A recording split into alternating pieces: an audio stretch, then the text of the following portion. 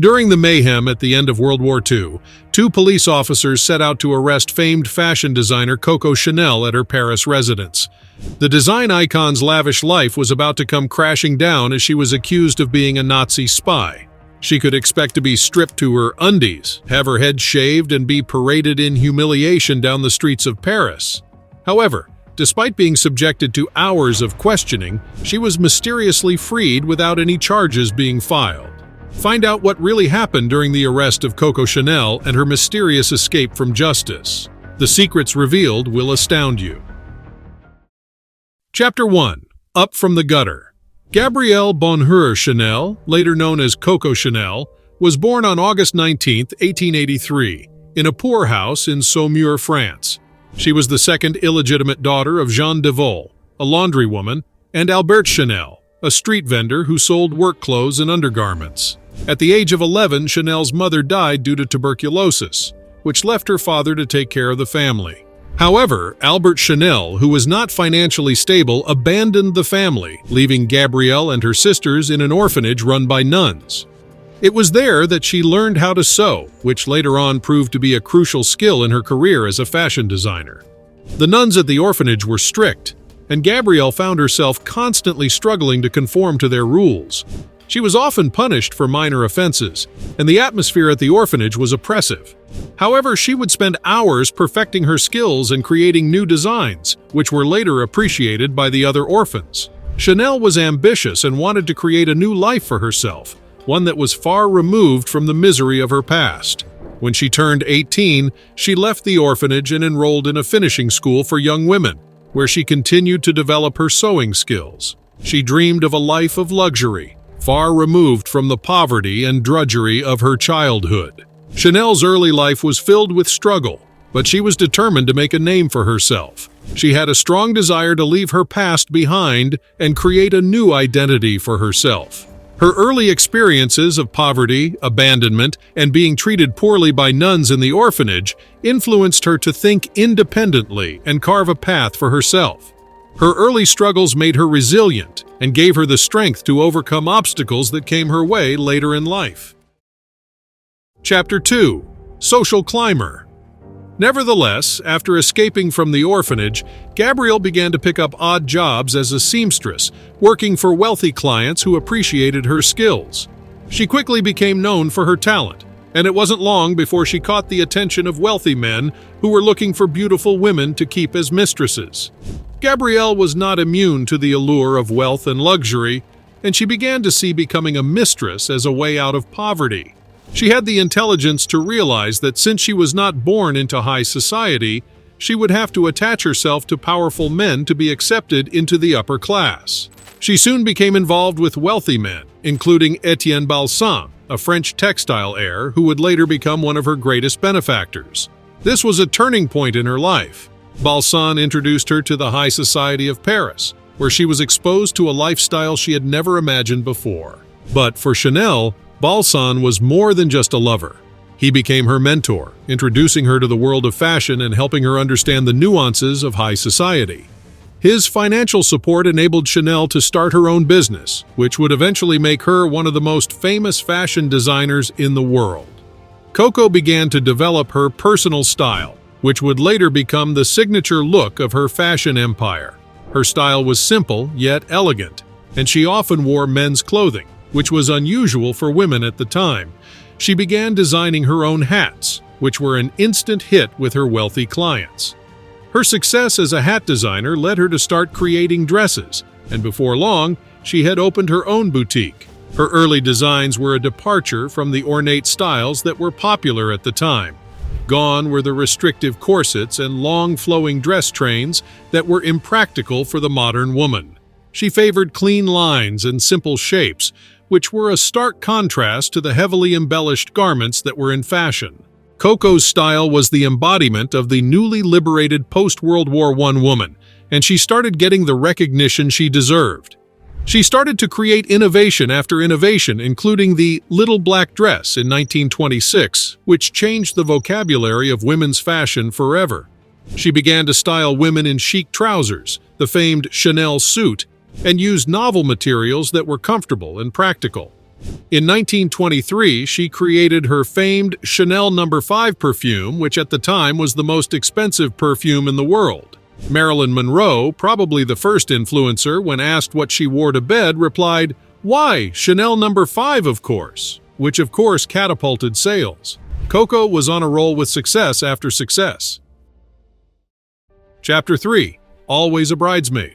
Over the years, Coco had many famous and powerful lovers, but she was doomed to play the role of bridesmaid forever and never get married herself. Her lowly origins prevented these men from taking their relationship with her to the next level.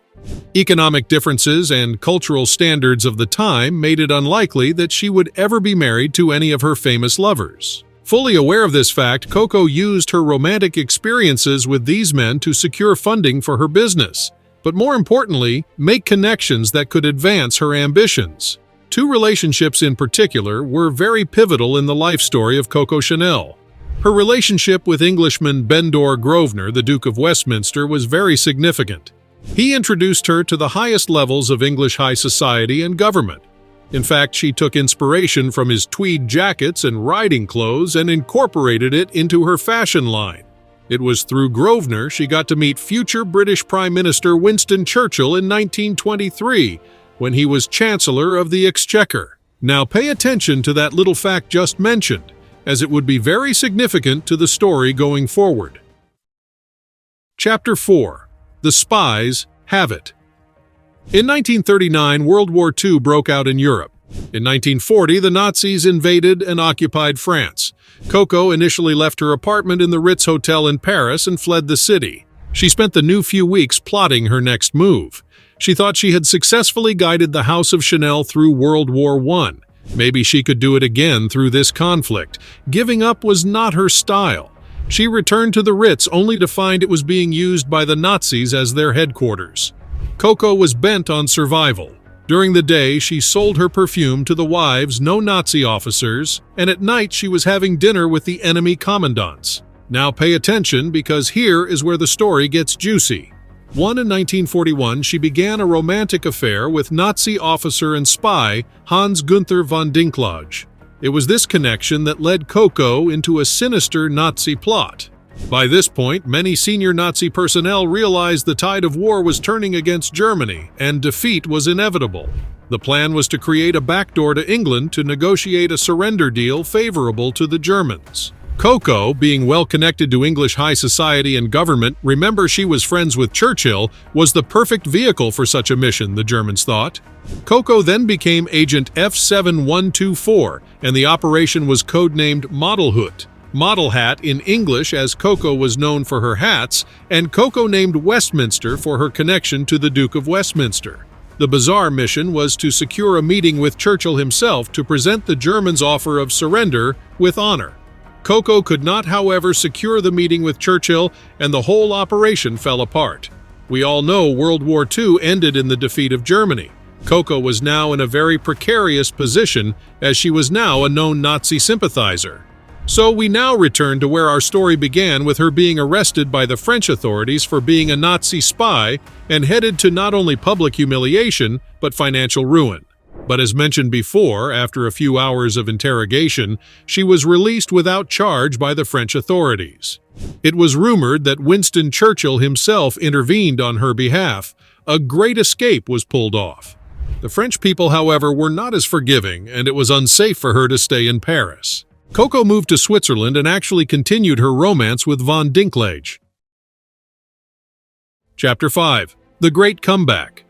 Coco sat on the sidelines of Switzerland and saw French fashion go backwards to the days when fashion was designed solely by men.